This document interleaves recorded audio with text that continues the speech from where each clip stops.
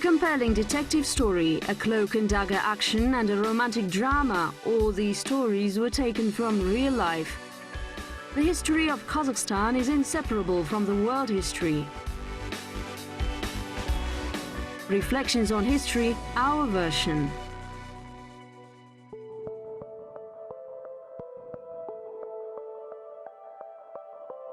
Not the last secret.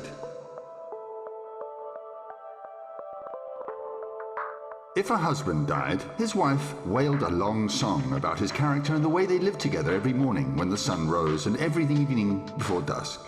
She did it for a year, and other young women would help her.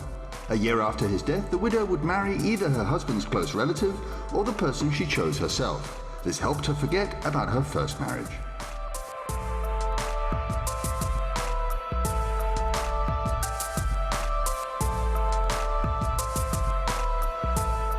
It's interesting that he was thinking about when writing these lines. Probably he thought about his eldest son. The most talented person who had to carry on the family line finally got married, but all hopes were ruined. He looked at a saukale, or bridal headdress, and decided to send it to Moscow. Of course, it's only an assumption, which is sensational to a certain extent. Anyway, what if it was really true? This saukale is connected with Genghis Valikhanov's name. He was Shokan Valikhanov's father. When he acquired this exhibit for the future ethnography museum in Moscow, his son had already died an untimely death. Для будущего музея народоведения в Москве уже безвременно оставил этот мир. The background to this story should be provided. In the spring of 1864, a request for information about the Kyrgyz-Kaissaks traditions was sent to Omsk in the run-up to the first ethnographic exhibition. A member of the Geographical Society, ethnographer and senior sultan, Genghis Valikhanov, responded to the request. There are some interesting facts saying that Shokan Valikhanov's father sent these ethnographic artifacts, including a Kazakh bride's costume, the same year Shokan Valikhanov died.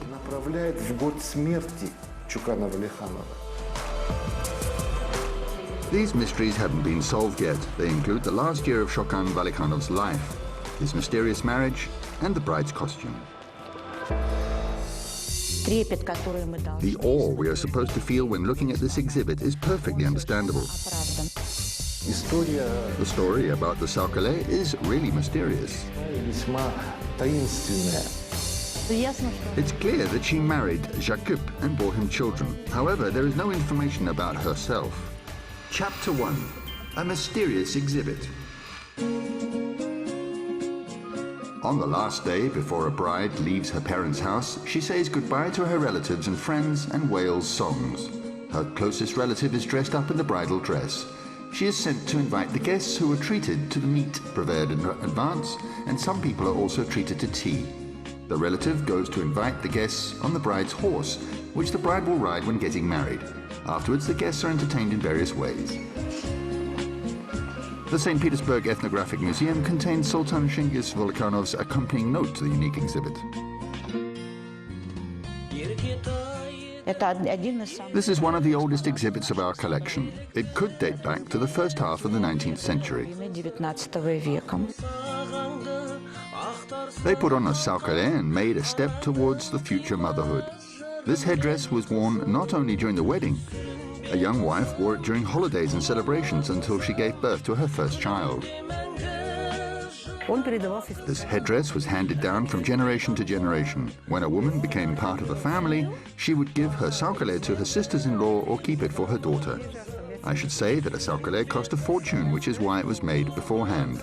When a girl was born, her mother started working on the headdress. Уже заранее, когда уже девочка рождалась, уже мать уже постепенно все это уже собирала, какие-то украшения.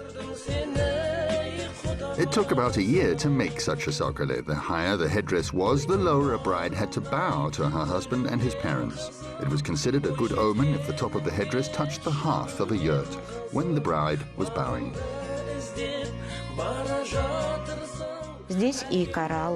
There were corals and stamped silver plates. There could be gems on it too. However, the most important thing about this headdress was its sacred meaning, the power which filled it. Те силы, которые, по идее, наполняют этот головной убор.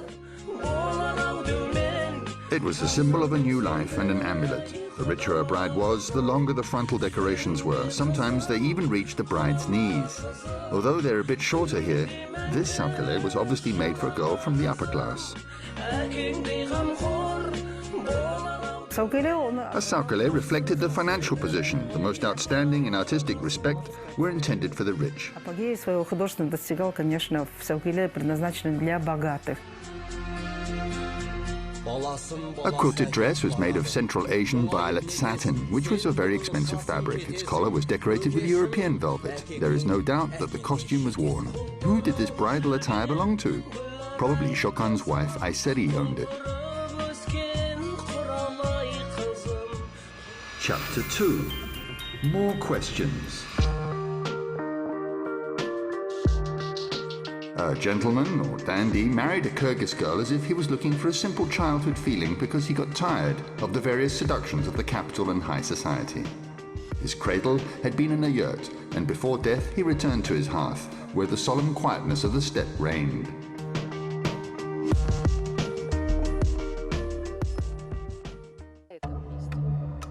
Of course, Shokan's friend, Yadrintsev, waxed poetic and at the same time simplified it to a certain extent. What really happened remains unclear. Altyn Emel was the place where the Sultan Tezek's village was situated, and Shokan Valikhanov was buried there. Koshin Togan, who was Shokan Valikhanov's wife's father, was buried near him. This is his tombstone. Вот это его надгробный камень. Да, надгробный камень его. Ayseri was not buried next to her first husband. Shokan's wife spent her last years in Sirimbet. It was a very strange marriage between an outstanding young officer who had won a lot of women's hearts and a plain sister of Sultan Tezek, who Shokan Chingizovich did not regard with favor.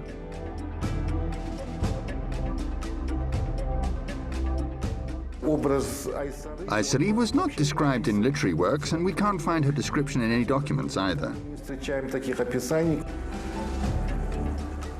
Only a few lines dedicated to her have remained. According to Valikhanov's friend, Ishmurat Ibragimov, although Ayseri was not beautiful, she was a clever woman.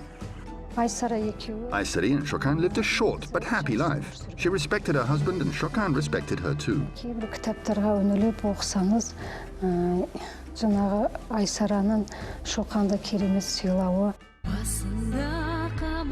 Nevertheless, it's doubtful that there was a great love between them. It's unclear why he got married. Some researchers say that the explanation for it lies in Valikhanov's quite difficult financial situation. Other researchers are confident that Shokan's wife became a hostage to the so-called Great Game. They tend to see spy motives behind their marriage. Tezek's village was on the border with China, where revolts were spreading. These revolts could have been stirred up by the English, and Shokan reported on them to Kolpakovsky regularly. Envoys arrived there to see Tezek, and a representative of China lived there too. It happened, well, we can say it happened during the last year before his death. When their wedding took place is not clear either. Shokan had many friends, but they did not congratulate him on his marriage because there are no recollections or letters about it. Probably they did not celebrate their wedding. Otherwise, famous improvising poet and singer Soyun Bai and his 18-year-old pupil Jambul would have taken part in it, and people would have remembered this. There's no information about the wedding reception. We shouldn't forget that Shokan was ill at that time. Не надо забывать о том, что Чокан был больным на тот момент. According to the service record in late January 1865, First Lieutenant Valikhanov was still single. It means he had only 2 months to get married. According to the official version, Shokan died from lung disease on April the 10th. However, he was seriously ill when he got married, which was quite strange too.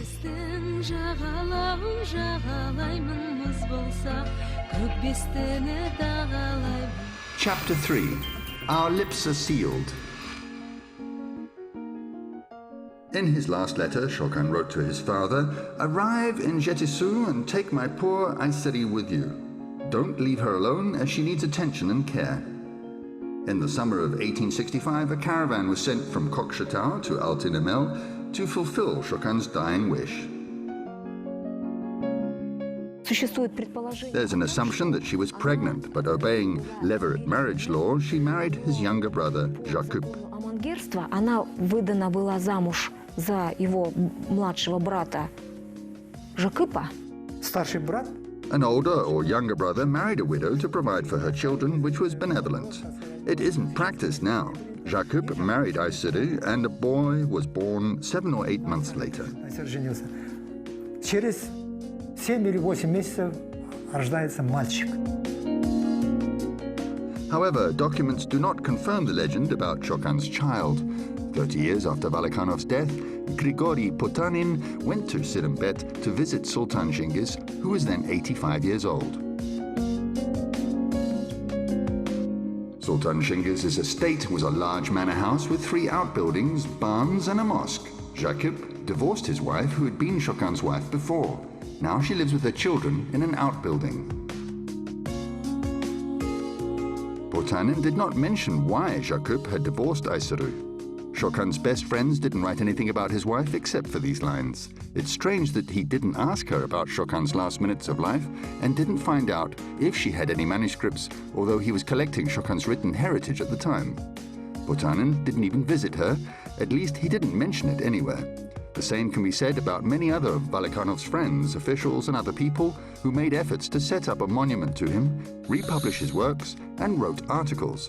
They mention Shokan's wife very rarely.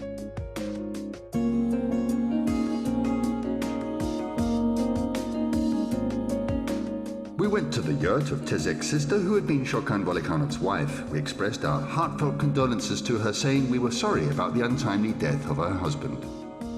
The widow seemed overcome with grief, but didn't try to impress us or cry. Her face was very kind. Alexander Gaines arrived in the steppe as the head of the Special Commission. It was an official visit, during which he collected materials for the ethnographic exhibition. As part of this visit, he talked to Shokan's parents in Sirembet and then went to Altınamil. Cengiz Valikanov wrote that during this visit, he had given Gaines some of the things. Cengiz, as the senior sultan of the Kokshetau region, collected costumes, complete costumes, and sent them to the exhibition free of charge.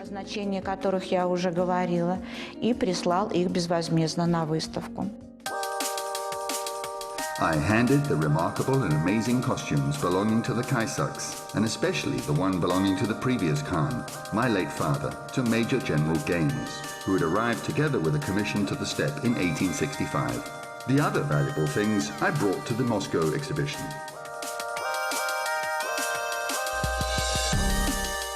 The Saukale was not mentioned in the letter, but judging from the sent exhibits, it probably belonged to a relative from their family too. Cengiz didn't feel like collecting ethnographic valuables because only half a year had passed since the death of his beloved son. Most probably, he gave things which he could have found easily. Probably these things caused pain to the father, and he may have tried to get rid of them as soon as possible. Отца, и он вполне мог сделать так, чтобы побыстрее от них как бы избавиться. We can say that the girl who wore these clothes was of medium height and stature.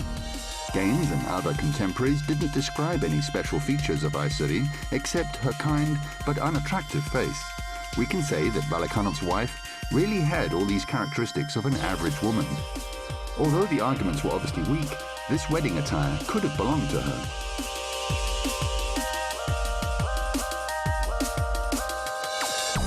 Epilogue: the right to silence. Another argument in favor of this version is the fact that usually Saukales were handed down. However, it doesn't seem that they regretted giving this one away. The wedding amulet hadn't been able to protect the young family. Most likely what Ayseri meant to Shokan would remain a secret as well. Now we, unrelated people, are trying to find out everything about his life, but a person has a right to privacy. The ethnographic exhibition was held in Moscow in 1867. Cengiz Valikanov received an award for the items he had provided free of charge.